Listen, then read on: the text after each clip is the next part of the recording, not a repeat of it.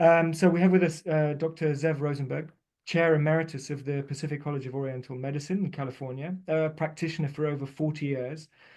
Zev is an author and teacher of Chinese medicine and is recognized as one of the first generation of practitioners to bring TCM to the United States.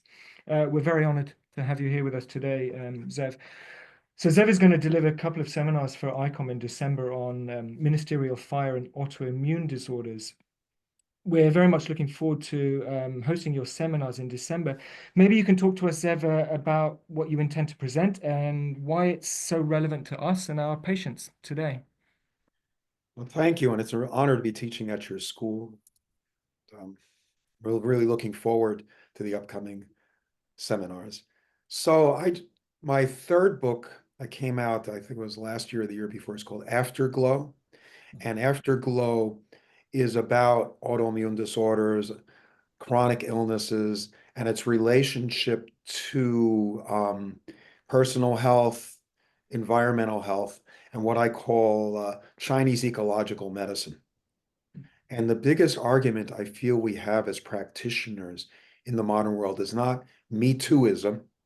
Oh yeah, we could treat diseases like Western medicine treats diseases, but that we can give another perspective, not only in terms of individual patients and their health and their conditions, but also in terms on a more global scale, in terms of addressing the ecological crisis and how it affects human health as well. And all this is in the Chinese medical classics. There's a quote from the Vedas, which is that when there is clean water, clean air, and healthy soil, a civilization will thrive.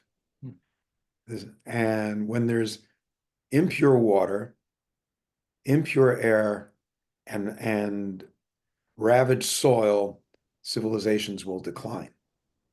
And I So is think your sense that it's a kind of corollary of environmental pollution and degradation that there's more autoimmune disease? Is that a kind of a also diagnosis? dietetics, overuse of suppressive medical treatments. I'm not saying that biomedical treatments are bad, quote unquote, but simply knowing dosage, how much, and if that's the only option that we use, we're using hammers for even mild conditions now, throwing antibiotics at simple colds and flus, even if they're viral.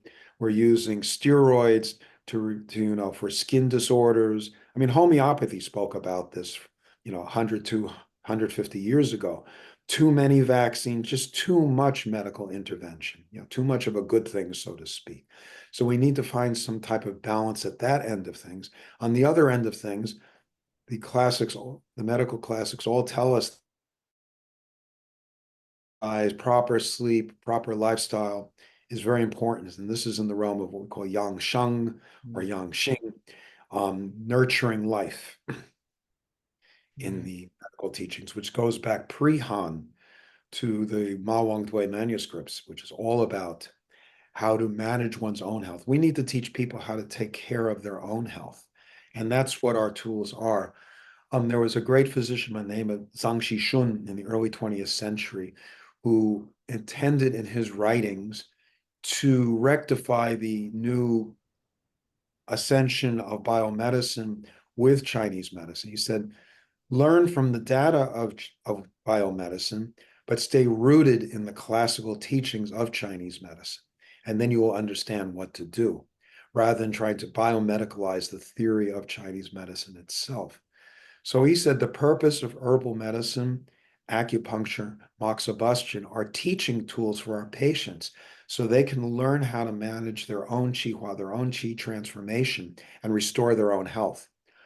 So we teach the body and the mind how to heal itself as much as possible. And only then, if that's not possible, if the damage is too much and there's need for outside intervention, do we add stronger treatments to the mix. Like Western medical treatments or herbal treatments? Either one, or acupuncture. I mean, there's also very powerful acupuncture techniques that are almost surgical. Okay. It's like there's different degrees of dosage, strength, duration that have to be considered. And this is what the physician does. It isn't just like a routine thing. Okay, here's a line of patients, boom, boom, boom. Next patient, boom, boom, boom. I wrote about this in my first book, returning to the source, there's a chapter called The Technician versus the Scholar Physician. And you can download that chapter on my website, zevrosenberg.com. The difference between someone who is a technician, in a sense, following orders from a physician, or a physician who really reads everything that's going on with the person's health and prescribes for that individual patient what they need in this time and space, in this season, with their constitutional type, in this time of day, and where they are in the progression of their illness. And this is what the Chinese medical classes, such as the Suwen, Nanjing, and Shanghaman, teach us. Yeah. So you're talking about an appreciation of the entire medical history of your patient and what might be a recurrence of an old pathology or something that's lingering within the system and where it might be, and then how you might intervene to expel it. And then the role of ministerial fire in that. According to Lily Hong, who's one of our great teachers of classical Chinese medicine, he says that acupuncture regulates the flow of ministerial fire through the body because that's the healing power of the body. If the channels become blocked or scrambled, if the messages aren't clear, that same vital heat of the body can become blocked and stuck and then create what Western medicine calls inflammation. Mm. So here the key is to regulate the ministerial fire and its flow in the channels, specifically the Shaoyang channels, gallbladder, triple warmer, San Jiao, or augment the fire rather than just use like a draining method to get rid of the heat. Because sometimes what you're feeling is the vital heat trying to expel cold, but if you get rid of that vital heat, you actually make the person more chronically ill. Yeah, basically it's just heat in the wrong place at the wrong time. Hey. Yes. So it's like, for example, most antibiotics are bitter and cold in nature.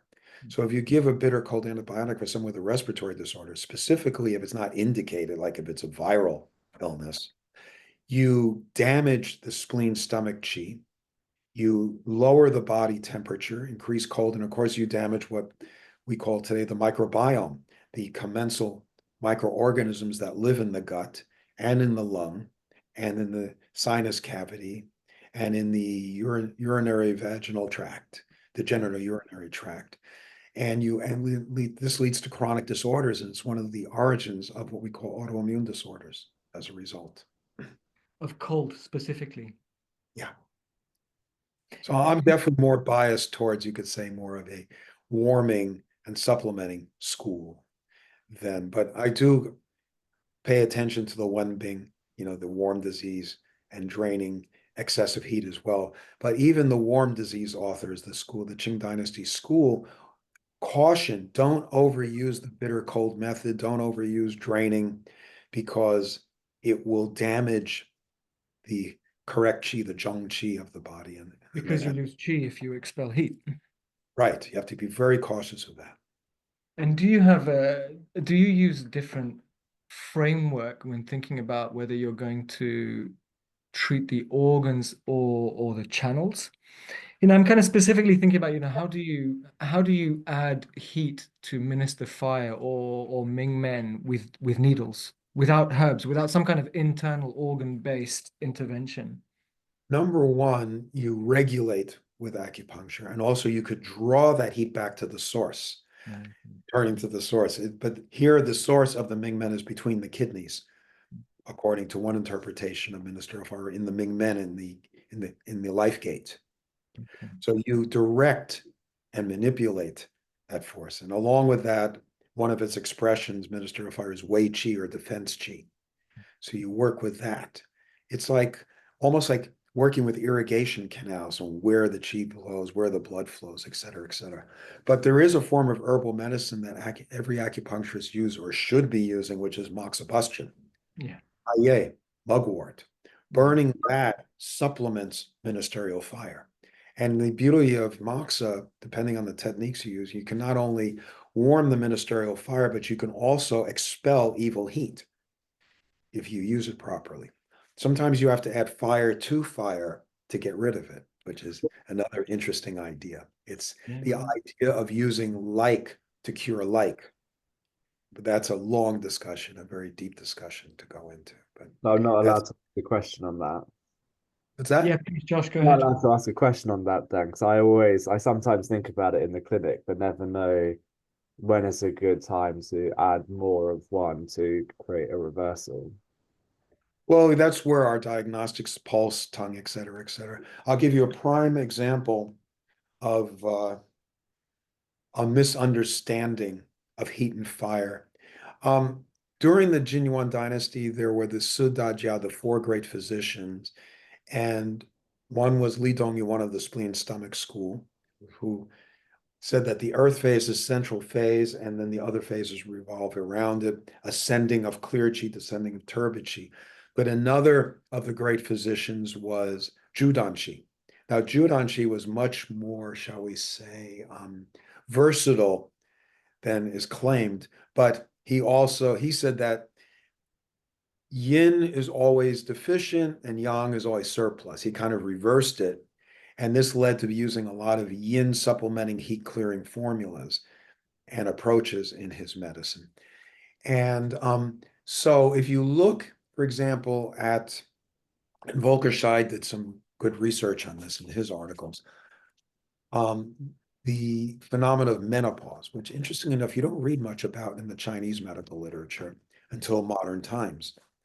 A lot of the forms that are given are like for yin deficiency, quote unquote, and use form like Zhibai Dihuang for the night sweats and hot flashes and the agitation in the chest and in the heart.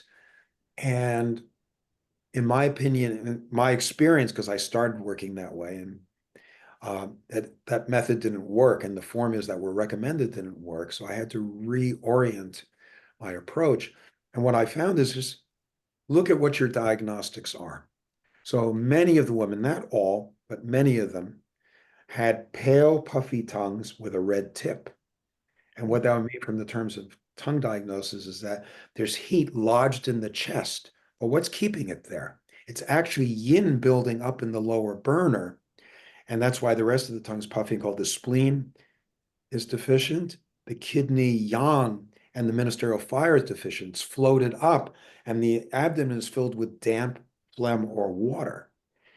So the next step is to warm the lower jiao. And if you palpate the abdomen using abdominal diagnosis, you generally find that many of these women have soft abdomens that are cold, that like warmth, that like pressure. So that means that water is here, fire is here, and you have to warm below and also use herbs or moxibustion or acupuncture treatment to descend this fire down, unblock the middle burner, and that's how you treat the problem. So you need a more intelligent approach. And interestingly enough, where this idea came from using formulas like Liu Wei Di Huang Wan, was the idea that there's an herb in it, shan yao, which is considered to be quote unquote in some of our more dualistic approaches to medicine. It's like being hormonal or estrogenic. So modern TCM physicians say, oh, in the West, this is in the 60s, they're giving hormone supplements to every woman now when she reaches menopause. That was the fashion for a while. Give them estrogen, progesterone, et cetera, et cetera. Okay, you're entering menopause now. If you don't want to get hot flashes, disturbed sleep, et cetera, you need to start taking hormones. But nature itself is saying it's time for that hormonal profile to decline, but you can gently support yourself using natural supplementation, diet, herbal medicine, regulate the ministerial fire with acupuncture, moxibustion. So the Chinese saw this, well, we have a version of that. We can just give the same formula to every woman entering the menopause phase. And that's basically what happened. And that made it into the TCM textbooks in the West. And before you know it, you have protocols, quote unquote, for menopause, protocols for fertility, on and on and on. Here are the points you use in fertility clinics, the same points basically in every patient, or maybe there's 4 subtypes. Here are the herb formulas, 1, 2, or 3 formulas. It becomes overly simplistic and you lose that individualization of treating the patient before the disease. It's aping a kind of Western biomedicine one size fits all Yeah, perspective. yeah, exactly. And And sorry, Josh, go. what set you on the path? I think there's a huge movement towards more Western acupuncture in some respects and TCM, whereas one of the things I love about your work is it's really rooted in, the classical texts, the Su Wen, the Nanjing. Well, if you look now at a lot of the doctor programs, continuing education summers, there's a lot of so-called classical material being taught because, excuse me, if you go to like, I mean, there are like Facebook pages. I don't want to diss anybody, but there's acupuncturists on Facebook, and that's where you could read the state of the profession. Everyone is frustrated. Oh, look at the dry needlers. They're getting more business than us and blah, blah. We need to learn dry needling, blah, blah, blah. So I remind people again that, well, if you look at Ling Shu 13, it's the chapter on Jin Jing, Jing Jin, the sinu musculotendinal channels, the muscle tendinal groups that follow the acupuncture channels and techniques, how to treat them. We had it 2,000 years ago. It's already there, but in a framework that works with Chinese medicine, if that's what you want to do, treat musculoskeletal disorders. I know acupuncturists who use very thick, long needles and go directly into insertions of tendon Muscle and tendons. so forth. And you could do that. It's not my particular style. I tend towards more of a Japanese style and regulation of, the chi transformation mechanisms. But those styles are there also. We already have it. And then, then there was the functional medicine craze. And the functional medicine is fine in that it's trying to find a more systematic view of the body, but its therapeutics ends up being like 10, 15, 20 supplement pills, right? It's just too scattered and there's nothing to really bring it together as a whole. So I have some critique of that as well. But there's a real lack of grounding in theory, and the TCM that many people got in the schools. Like, I'm not saying all schools, I'm certainly not including your school in this critique, but it was like a standardized TCM program based on a few textbooks that were based on learning certain points, certain prescriptions, certain oversimplified diagnoses. And when you applied them in clinic to patients, practitioners who did not know how to feel the pulse properly, read the tongue, the abdomen properly, question properly, hear the sound of the voice, smell, sound, all the things that Worsley spoke about many years ago, you end up with a non-individualized diagnosis. And sometimes your treatment may work, but a lot of times it won't. Also, if you aim your treatment at specific conditions or diseases, and you see, oh, I've treated this person 3 to 5 times and nothing's happened, it's a real loss of confidence for the Yeah, sure. practitioner. But when you immerse yourself in the Ling Shu, Nanjing, Su Wen, which are the great acupuncture classics, and later versions of that which were designed more for practitioners, such as the Jia Yi Jing by Huang Fu Mai, then you embody that, you have a way of thinking, and then you apply that thinking to each patient. It completely transforms what you do. So I'm going to read something from one of my favorite herbal teachers who also did acupuncture, Liu Li Hong. And he's quoting here Zheng Qinan, who was the one of the founders of the fire spirit school. He said, mastering herbs is not as good as mastering prescriptions. Mastering prescriptions is not as good as mastering treatment methods. Mastering treatment methods is not as good as understanding theory. If you are truly able to understand theory, even if you only have 1 or 2 ingredients, it means excellent and precise prescriptions. So what that means for us, whether we're acupuncturists, herbalists, or both, is that if you have the theory at hand, understand yin yang, wuxing, and specifically for acupuncturists, channel theory, you can apply it, you visualize the movement of qi in the channels, and you apply the needles or moxas to those areas that need to be opening, supplemented, drained, and the body's yuan qi, source qi memory wakes up, and spontaneously the qi is reconfigured, And the body mind says, ah, I remember what it feels like to feel healthy and normal. And that's how I know a patient has had a successful treatment. And if you keep giving that message, eventually, hopefully, the body mind will be healed. Of course, in some conditions, there's so much damage already that basically what you're doing is extending longevity, or you have to work along with a regimen of pharmaceuticals or supplements. We have to be very flexible, but still it's a victory because you're improving the quality of life, you're improving the longevity. So why frame everything in terms of the three heater? Why so important to frame it like that? If it's about the specificity of really intricately knowing the Jingluo system so that you can identify where a pathology is and where it might progress to, why frame it all as the three heater? Why not just you should know the theory of the Jingluo so that you can identify where the perverse chi is and how to expel it or move it. I think here we can look again at the root of all philosophical and spiritual traditions in the world, who are always aiming for what we call the one source. And the one source, practically speaking, means that you see the entire picture as much as is humanly possible.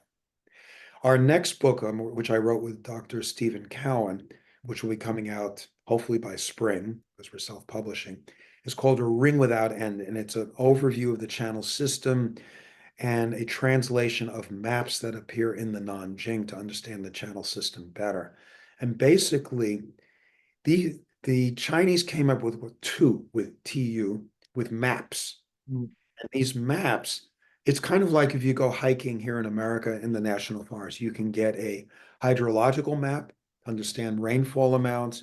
You can have maps that track the river flows. You have maps for the altitude with the forest cover or lack of forest cover, roads, trails, or you can superimpose them all into one mega map, so to speak. Yeah. So these are different maps. Sanjiao is one map.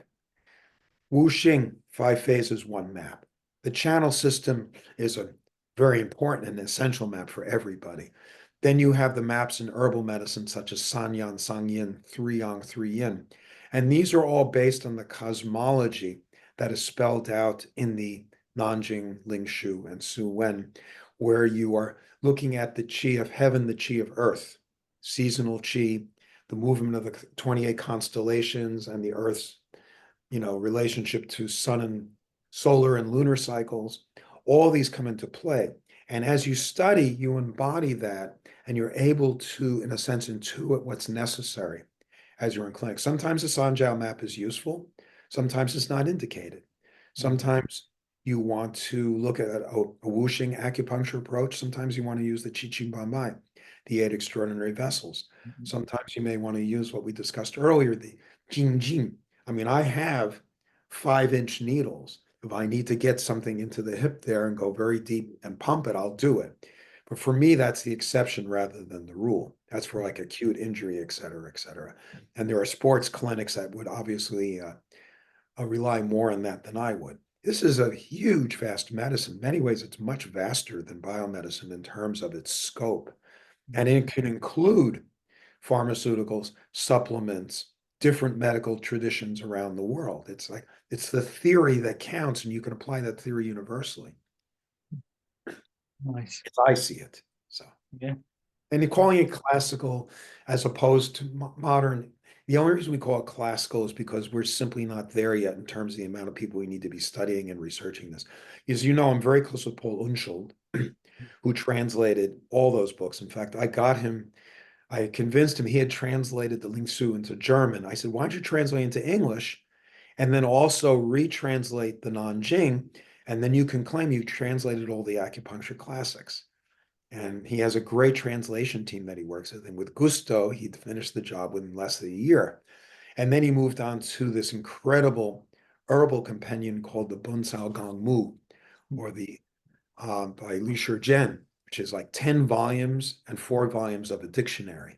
And it has all the information you could possibly want historically about each herb that's been used in China over, from beginnings in the Han Dynasty recording all the way up to like Ming Dynasty when Li Shizhen lived. So we have all this information and all this data, and what Paul Unschuld's desire is to see our field research the And class decode it. and decode it and make it practical to be used with patients. And there are a number of practitioners who are trying to do that, and I just happen to be one of them. Yeah, right. So over the couple of days that you're going to do this seminars, Zev, what are we going to cover? What are we going to see? Well, we're going to, of course, focus on ministerial fire Mm. as a central force in immunity, Mm. and that ministerial fire, a living body that's healthy is warm. Mm. A dead body is cold. The first thing that happens when you die is you turn blue. There's a lack of vital heat. Mm. So managing that, cultivating that, and retaining that. And I think Chinese culture, Asian culture in general, is very aware that you rarely before the modern era would see like a Japanese, Korean, or Chinese individual drink iced tea or iced coffee, right? Always things were warming. Even in warm, humid climates like Taiwan, they still don't consume large amounts of ice cream and watermelon and things like that. And Because of an awareness of the value of heat yeah, as a life-giving force. yeah. There's like a digestive fire that comes from the ministerial fire. In Ayurvedic, it's called Agni, and you have to kindle a fire. That's why they use a lot of warm spices in Indian cuisine. Maybe too much in the present era, but warming herbs, spices aid the digestion and the assimilation of food. If you're constantly throwing cold in there, you're actually lessening that digestive fire. Dousing your fire. Number one. Number two, just as there is intellect, there's emotional intelligence, there's also body intelligence. And that body intelligence can be just as scrambled as one's intellect. You know, we see a lot of craziness in the world today, a lot of bad decision making in the political, socioeconomic arena happening. And that's a reflection of our loss of connection with natural cycles.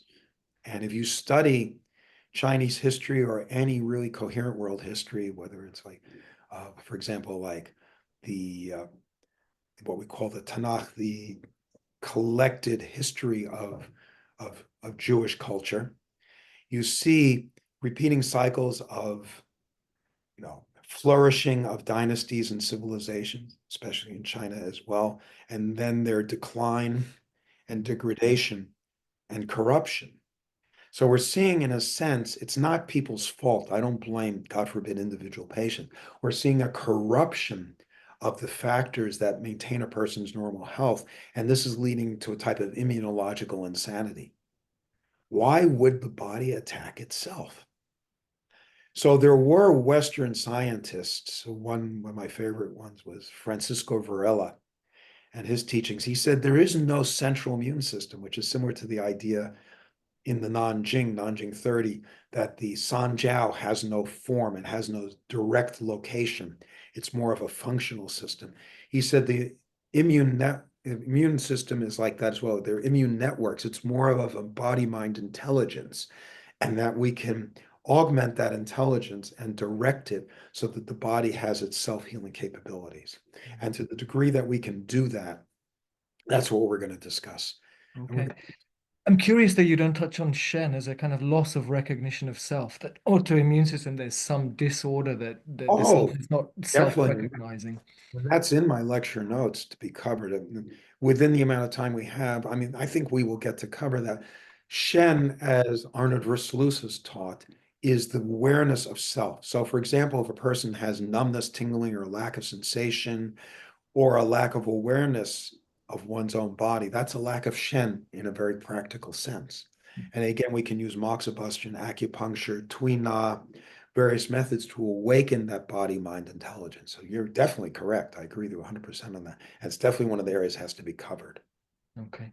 And will you be talking about kind of specific autoimmune conditions, or is it going to be more a sort of, it's a way of thinking, like you say, rather than specific pathophysiology? Okay.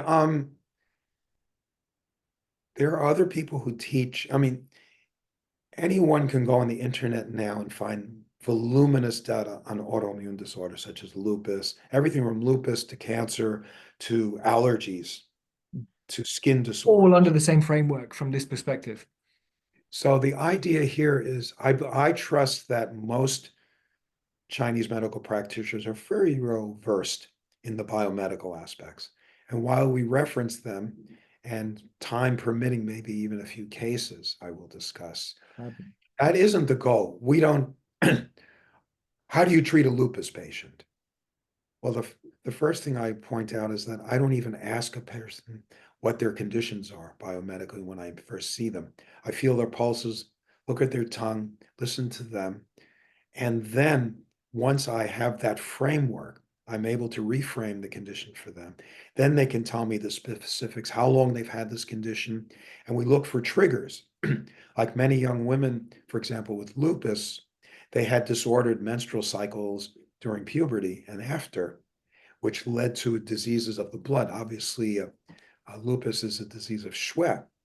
But in Chinese medicine, the ministerial fire is in the blood via the Jueyin, liver, and pericardium.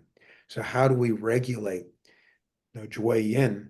How do we regulate the heat that's in the blood aspect? So there is a fairly deep, rich understanding within our own medicine that we must have. I don't As have in, we time. rely on our own diagnostic framework rather than some Western biomedical label. I'm not interested in teaching protocols. There have been a few books that have come out translated from modern China, and a student was pointing out, complaining to me 2 weeks ago. They're like herbal formulas with 20 to 25 ingredients, and the acupuncture is almost perfunctionary. And not enough attention is being paid to the complexity of the acupuncture treatments. And the formulas are indigestible. One of the things about Shanghan Lun and schools such as the Fire Spirit School is that the first thing is you never give herbs that damage digestive system, because all the herbs go into the stomach and spleen and then have to be spread through the body via the spleen qi, by the clear qi rising up. If you damage the spleen qi, the herbs will just go out. You'll lose your appetite. You'll become more cold. So using both cold bitter herbs or herbs with steroidal effects can actually have negative consequences. Acupuncture, I think there's less negative consequences, but you're just going to be less effective than you could be. Now, that's the problem with protocols in general. I never teach protocols. I mean, I'll share some of the points I've used with different patients, some of the herbal formulas I've used with different patients as illustrations of what's possible. But I really strongly believe each one of us has to have their own individual diagnostic and treatment style. My own methodology is a result of my years of practice, seeing what works, seeing what didn't work as well. But I'm not interested in teaching Zev Rosenberg acupuncture or Zev Rosenberg herbal medicine, because I don't want the slavery of people imitating what I do, because it may not work, I just want to stimulate people to find their own methodology. You're in the UK. You live in a very different climate than Southern California, different society, different mindsets.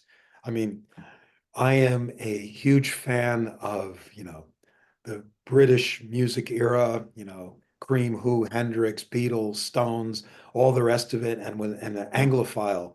I'm also my wife and I have been huge fans of great English mysteries and spy series and so forth. And I think they're much more tastefully and well done than anything done in America. I mean, it's one thing we smash is music and kind of culture. It's one thing we can claim some proficiency at. Definitely. And so I have some understanding of the UK mentality.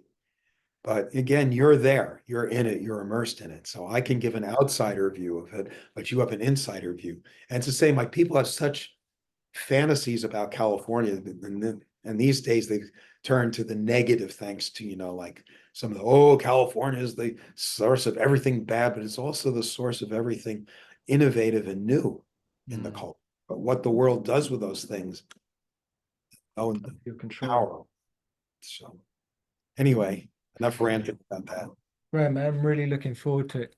Josh, you got any other questions?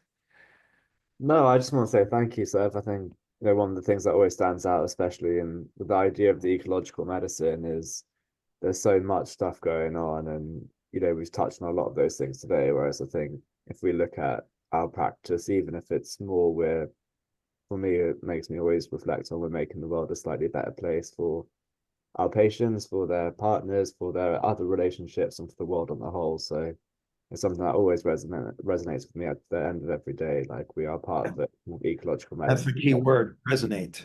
place. Yeah. Yeah, When, the framing of Chinese medicine is the most ecological medical theory is a really nice idea, Zev. I came across on one of your talks yesterday, and I thought that's a really nice way to frame it. I really appreciate that. we need more people talking about that, Yeah, It's very- right. We need to amplify it. One of the first things I learned was from Ted Kapchuk some 45 years ago. And he said the most important principle in Chinese medicine is Ganying, resonance. Yeah, right. So I have a quote on my wall here. I'll close up with this from Wang Yangming, who was a Neo-Confucian philosopher. I think he was in Ming Dynasty. And this is translated by Volcker. Wind, rain, dew, thunder, sun and moon, stars, animals, and plants, mountains and rivers, earth and stones are essentially of one body with humanity. It is for this reason that such things as the grains, animals, and plants can nourish humanity, and that such things as medicines and minerals can heal diseases. As soon as they share the same chi, they enter into one another. We form one body with all things from the point of view of their mutual resonance. So we find the chi in all things and we resonate with that. And that's where we find the healing power in nature. And then we use natural substances and sometimes, if necessary, synthetic substances to do that work. Yeah, nice. Okay, we'll see you in a few weeks. Cool. So, Zev, have a sweet day, man. You too. Looking All right. forward. Yeah, likewise. We'll see you soon. Bye bye. Ciao, ciao. Bye.